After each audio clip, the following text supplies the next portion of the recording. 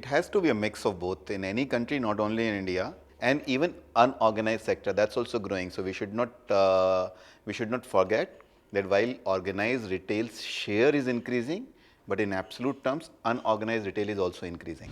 In India, you have a lot of big cities. You have a lot of local, regional brands. So I think it will be a mix for that country.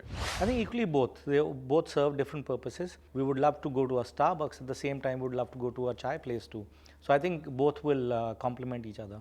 I don't think international brands still bring the real value proposition to a lot of Indian consumers. There is, of course, the cream of customers who will only go and buy at international brands, but the domestic brands are here to stay. International brands, because the consumer still wants to buy international products. At a higher price point, it could be driven by the international brands, right? At a mid and lower, it could be domestic brands. I think it will be propelled equally by both. I don't see the customer as favoring one versus the other, as long as the brands are cued into what the customer desires and are able to fulfill that need. I think brands that are able to do it better stand a better chance of staying relevant with the customer.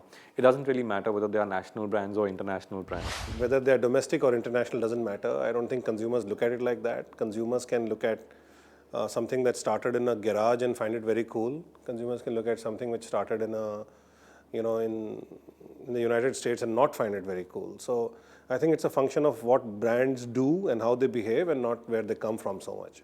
I would say equally both, because we have a consumer market which is quite diverse. We have people who have traveled a lot, so they would value the international brands because they know what that brand means for them. It is the era of information asymmetry. In this kind of an environment, international brands will always have an edge over domestic brands. Additionally, it is becoming easier to acquire or partner with international brands. Increasingly, you're finding Indian entrepreneurs, Indian businesses partnering with international brands easily. If we come back to the new customer, which is the millennial customer, he is constantly seeking international brands because he wants the best experience, the best product experience, which in his mind is offered by an international brand.